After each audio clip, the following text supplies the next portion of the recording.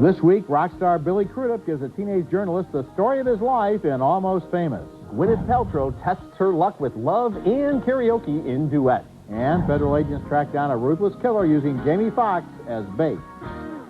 Dick,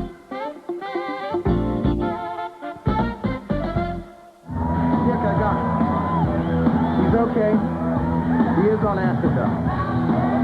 I can't really tell.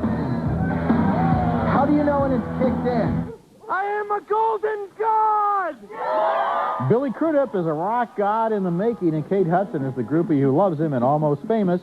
It's one of 5 new movies we'll be reviewing this week, and I'm Roger Ebert, film critic for the Chicago Sun-Times. And I'm Richard Roeper, columnist of the Chicago Sun-Times. Almost Famous is a consistently funny and exceptionally insightful rock and roll movie that spends more time behind the scenes than on stage, as we see the ascension of a fictional 1970s group called Stillwater through the eyes of a boy wonder critic and the groupies who tail the band like sexy shadows. Et la carte de montre également comment faire un usage masque au oxygène. This is Cameron Crowe's first film since Jerry Maguire, and it's his own story as he really started out as a 15-year-old rock critic writing for Rolling Stone magazine. Crowe's on-screen alter ego is William Miller, played by Patrick Fugit, who seeks out legendary madman critic Lester Bangs for advice. They're going to buy you drinks. You're going to meet girls. They're going to try to fly you places for free, offer you drugs. And I know it sounds great. These people are not your friends. You know, these are people who want you to write sanctimonious stories about the genius of rock stars, and they will ruin rock and roll and strangle everything we love about it. I'm beginning to think there should be a role in every movie for Philip Seymour Hoffman. Now, once William gets an assignment from Rolling Stone to write about Stillwater, he bonds with Kate Hudson's Penny Lane. How old are you? 18? Me too. How old are we really?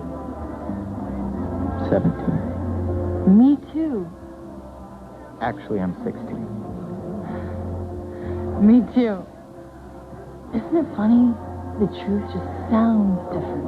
I'm 15. Well, going on the road with a rock band is just about every boy's fantasy. Billy Crudup is pitch perfect as the guitar god who tries to assure William's mother that the kid's all right. You got a great kid here. There's nothing to worry about. We're taking good care of him, and you should come to the show sometime. Join the circus. Listen to me, mister.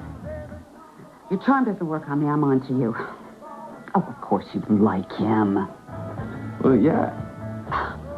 He worships you people. And that's fine by you as long as he helps make you rich. Rich? That's Frances McDormand, who just makes you smile every time she turns up, as do Jason Lee and Anna Paquin and Terry Chen, among others in this outstanding cast. The early 70s are not really remembered as a seminal era in rock history, but as the soundtrack reminds us in scenes like the one where the Stillwater entourage sings Elton John's Tiny Dancer, there was a lot of great music, and the bands of that time and the kids who worship groups like Stillwater were as passionate as any other generation.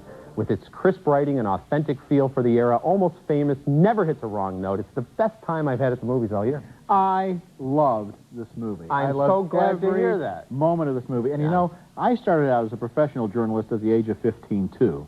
And in a way, this movie was my story. Did you know anybody named Penny Lane? No, I didn't. I wish I had. But the thing is, you go into a situation where you're talking to adults. Right. And you're the reporter. They're looking at you, and they're thinking, this is a kid, but he has the power of the press. Right. And that's the way it's amazing. He's got an assignment from Rolling Stone, and suddenly he's on the bus.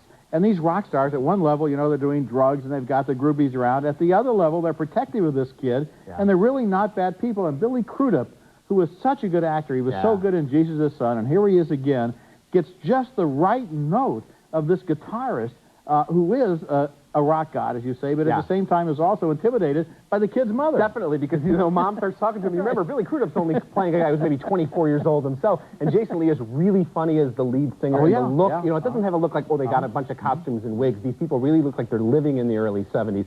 What a fantastic movie. People probably are not going to understand how good this movie is. It has nothing to do with whether you like rock music or anything else. It's a human story. If you like good storytelling, if you like characters you can identify with, you will like this movie. You're right. Okay, our next movie is named Crime and Punishment in Suburbia, and it's sort of an American Beauty crossed with the Virgin Suicides. The movie stars Monica Keene as Roseanne, an attractive high school student whose home life is a mess. She dates a popular football hero played by James DeBello, but the kid who really has her number is a loner played by Vincent Kartheiser, who stalks her, secretly records her life in photographs, and feels that in some way she's sad and he can redeem her. Like taking pictures? Yeah. Why don't you take one?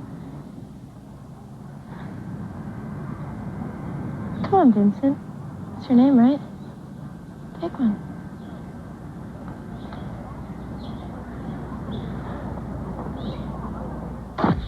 Roseanne's stepfather, played by Michael Ironside, is a sullen drunk who is enraged because his wife has left him for a bartender. Here he greets his daughter's boyfriend, if greet is the right word. How old are you?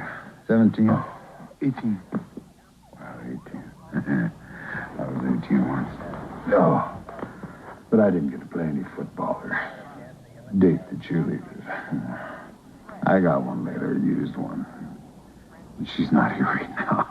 Roseanne's mother, played by Ellen Barkin, is indicted for the murder of her husband, and Roseanne and her boyfriend know that's not what happened. Do you want to help me, or do you just want to let me get destroyed? Yeah, but I don't... Jimmy, I don't intend to be one of those geeks who just sits around and lets things happen to them. Do you? It's easy to say Crime and Punishment in Suburbia borrows elements from American Beauty and other movies about troubled American families, but director Rob Schmidt and writer Larry Gross find a tone here that's all their own, a sad tone of kids who feel betrayed by their families. The weird loner kid is actually the happiest of them all, although there's something slightly loony about his self-assurance. Monica Keene is effective and perceptive as Roseanne, always seeming to know how this sad and isolated girl would think and feel.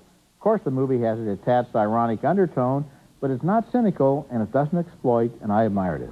I admired it a lot. And you mentioned Michael Ironside, who's a familiar character actor, and of course Ellen Barkin. But I think one of the reasons this movie works so well for me is these kids are not well known. I have not seen them in a lot of other movies, so I was able to believe them. Also because they're very good at what they're doing. It's not just stereotypes. The football hero, he's trying to be more than just, you know, a He's lug. not just a jock. He's trying to break out of his stupidity, which is not too easy for him, but there's a little bit of depth to him. And it really has an interesting look, as you mentioned. And what's wrong with borrowing from something like American Beauty? If it's even three-quarters as good as that, this that's Monica a terrific Keene, movie. who is so good, and she looks like, you know, your typical movie cheerleader. Yeah. But in a way, this is like the story of the cheerleader in American Beauty. What happens when she goes home? Right. And a lot more her, work there. you know, she's not just the popular blonde cheerleader. She is, in fact, this tortured, agonized girl who reaches out to this crazy, loony kid who nevertheless offers her a port in a storm at a time when her life is a shambles. Everybody's a little bit more than what you think. A bartender shows up, he's got a little more depth. And you mentioned the loony kid, he actually is more comfortable with himself than just about anybody else in the movie.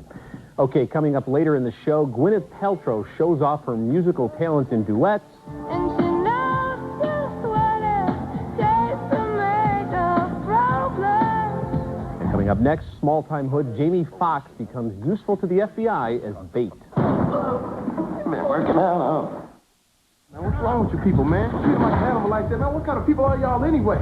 Y'all push them around. If it was me, I wouldn't take that kind of bull. You know what I'm saying? Jamie Foxx is a small-time thief who's in way over his head, and David Morse is the federal agent who's about to turn Fox into bait.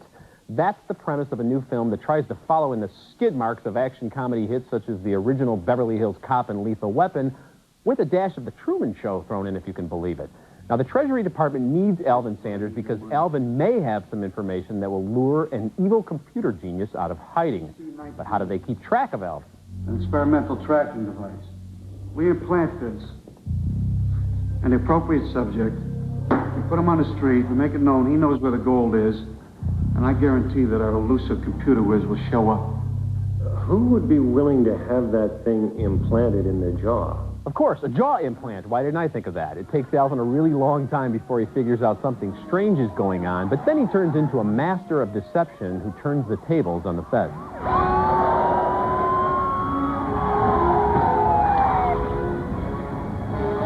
Watch his hands, boys! Alvin averages about one car chase and one street fight per day, yet he still finds the time and the energy to try out those Eddie Murphy-like imitations, while Doug Hutchison does a passable John Malkovich impression as the soft-spoken, effete evil genius, and there's Kimberly Elise, who brings some depth to the requisite ex-girlfriend role. But that's the problem with Bait. Everything feels like a second-generation retread of a better movie, and the rapid pace that managed to keep my attention for the first two-thirds of the film gives way to a preposterous ending that drags on long after I decided I wasn't going to take this bait. Well, the last preposterous ending that you're referring to, of course, involves the racetrack, and I thought that was fabulous because it was completely over the top. utterly absurd, and I loved it with the bomb ticking off under the stands while he's out there on the horse running the wrong way against the field in order to save the day. You gotta be kidding me. I love nice it because thoroughbred racing and horses all over the place. Yes, they went for broke in this movie, and I thought Jamie Foxx was terrific as this trash-talking guy who actually is very smart and uses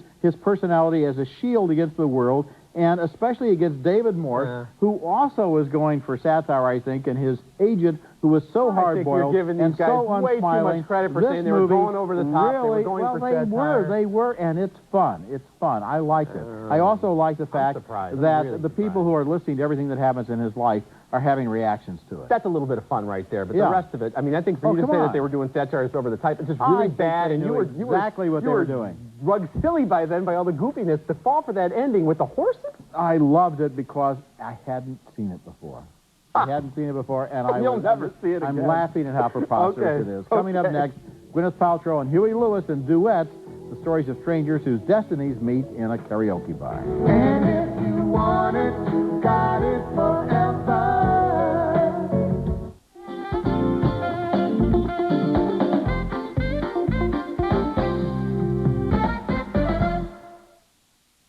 And if you want it, you got it forever. This is not a one-night stand. Huey Lewis sings a duet with Gwyneth Paltrow, the daughter he's ignored for years in Duets, a movie about three couples, all lonely, all sad, who converge across the lost highways of America to compete in a $5,000 karaoke contest in Omaha. The oddest of the couples is made up of Paul Giamatti as a burned-out, fed-up salesman who has simply walked out on his family, and Andre Braugher as a convict just released from prison. Where you going?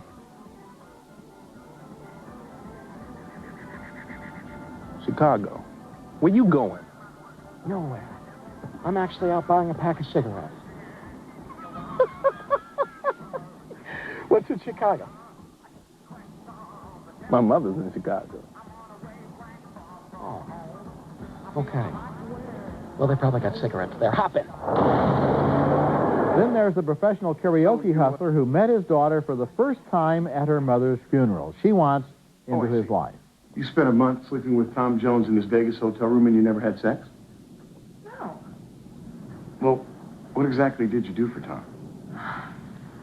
I kept him from being lonely like I'm going to do for you. We're family, Daddy. I've waited my whole life to spend time with you. I'm not cut out for this. Maria Bello plays another karaoke competitor who is broke at the moment and picks up Scott Speedman in a bar. Are you free? Free for what? I need a ride. Where you going? California. I don't have any money, but I'd be willing to be nice to you. Rio, nice, all the way to the Sunshine State. Florida's the Sunshine State. Whatever. These stories are not without humor, and yet the underlying tone is sad. You get the feeling nobody has any fun in karaoke bars, and that the singing is just a mask for loneliness and alcoholism. The movie was directed by Bruce Paltrow, Gwyneth's father, and the best surprise in it is the performance by Huey Lewis, who was in Robert Altman's Shortcuts and a few other films, and here blossoms as a real original. He has movie star quality as an actor. He's not just a singer. The movie sometimes made me laugh and sometimes touch me, but like its characters, it drifts when it ought to know where it's going, and finally, I can't give it thumbs up. Well, you sounded like you were going to give it thumbs up there. I'm sorry, but I can't. But I can. I can easily give it thumbs up because this is one weird movie, but I liked it a lot. It's like that weird friend you have. People, why do you like that guy? But I liked a lot of things about this. Huey Lewis can act, and he's really good. The other people, Gwyneth Paltrow can sing, and she's adorable here. And each one of the weird little stories worked on every level for me. Paul Giamatti is so funny and so over the top here, and you watch his character break down, and yeah, you're right, there's a lot of sadness going on There's a here. lot of good acting in this movie. The characters are well and a lot of good writing, and a lot of good surprises. Well, I think it's a real good try. It's a real good try, and it just doesn't quite make it. Well, it succeeded for me. Okay, next up is Human Resources, probably the first movie ever named after that department at work you visit exactly twice, the day you start and the day you leave. Now, if you think it would be difficult to make a compelling drama about the political intrigue of the personnel office in a mid-sized factory, you're dead right. This French film about a business student named Frank who returns to his small town for an internship at the local factory moves at an escargot's pace. Here, Frank visits the factory where his father has worked for 30 years. Tu positionnes ta pièce, vois là-bas au fond, c'est la soudeuse. Alors là, t'as un écrou qui descend, qui se positionne tout seul. Tu poses ta pièce par-dessus. Et un gars bien entraîné sur cette machine, il fait 700 pièces à l'heure. Frank is a bit full of himself after his schooling in Paris, and he finds a kind of surrogate father in the factory's owner, Mr. Rouet. Donc, qu'est-ce que tu comptes faire à la fin de l'année quand tu auras ton diplôme en poche? J'avoue que je sais pas encore. Écoute, je voudrais pas faire trop de promesses, ni trahir mes intentions, mais je pourrais peut-être appuyer ta candidature dans un poste de l'usine du groupe, par exemple. Even though Frank is the one with the education, he's the last one to realize management used his employee questionnaire to justify the dismissal of a dozen workers. Vers ton père. Mais tu t'avais même pas prévu? But even after Frank regains his proper sense of loyalty and joins the mini-French Revolution, Human Resources continues to plod along at an excruciating pace, made all the more depressing and dull by the bleak colors used by director Laurent Conté. Nor does the central relationship in the movie really develop. Frank's dad is a short-tempered, small-minded man who grinds his way through life and takes no joy in his son's moral awakening, nor does he derive any satisfaction from giving his son a college education and a shot at a better life.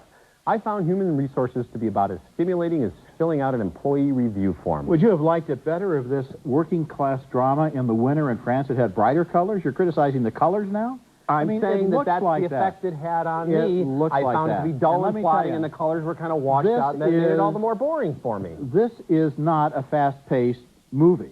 That is I mean, correct. it is a movie about people's lives, and it's the first movie I've seen in a long time about the boring, crushing experience of having to work at the same machine in a factory for 30 years, and yet this man is so involved, this father, in his job that he won't even go out on strike after he's been fired. And the poignancy between him and his son, because it's a class thing. The son is now going to be management. The father has been proletariat all of his life, is so perceptive and so heartbreaking and so touching. And the way that this man sits in his couch and just collapses when his whole life is taken away from him while his son realizes what's happened is it's just really valuable, this movie. I think you're giving the father character too much credit for being absorbed and into his job. He just doesn't know any better, and he's afraid to ruffle feathers even after he's been fired. He's a he just coward. doesn't want any trouble. He doesn't want any confrontation. He is a coward. He's a coward who fears management, and his son goes to management, and then he fears his son, and then he fears everything. There's a lot of humanity in this film. I didn't see it.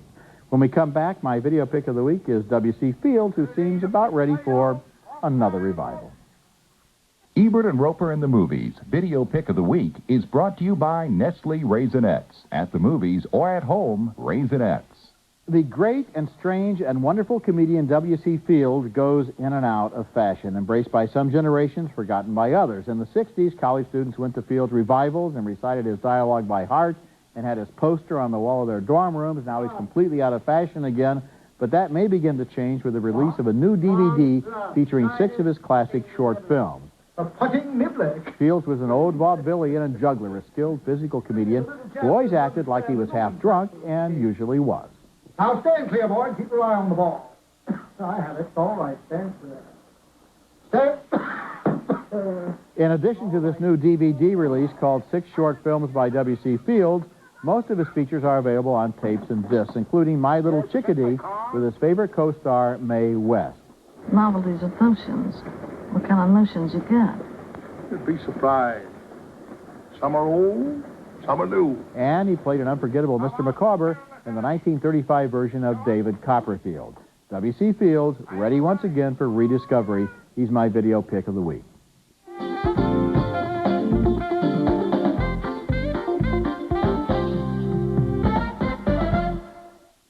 Now let's take another look at the movies we reviewed on this week's show. 2 very big thumbs up on Almost Famous, the pitch-perfect story of a kid who gets to go backstage. 2 more thumbs up for Crime and Punishment in Suburbia with its gifted young cast. We split, though, on Bait. I thought it was a derivative action flick, but Roger liked its energy. Another split on Duets. Roger admired the performances, but felt it didn't deliver, but I thought it succeeded on every level. And finally, a big disagreement on Human Resources. It never held my interest, but Roger was touched by his working-class worldview. For me, Almost Famous was far and away the best movie this week. I like Duets a lot, too, but really Almost Famous is the movie people should Almost Famous is one of the best movies of the year. And, you know, it's like summer is over. Good movies can come out of hiding and go into the theaters again now. And Crime and Punishment in Suburbia, also very good. Yep. Remember, you can hear our reviews at Ebert-Roeper-movies.com and read us in print at suntimes.com. Next week, more new movies, including Under Suspicion, a police showdown starring Morgan Freeman and Gene Hackman, and also the horror thriller sequel, Urban Legend, Final Cut. You ever hear the urban legend about the guy who picks up the dead hitchhiker? Next week, and until then, the balcony is closed.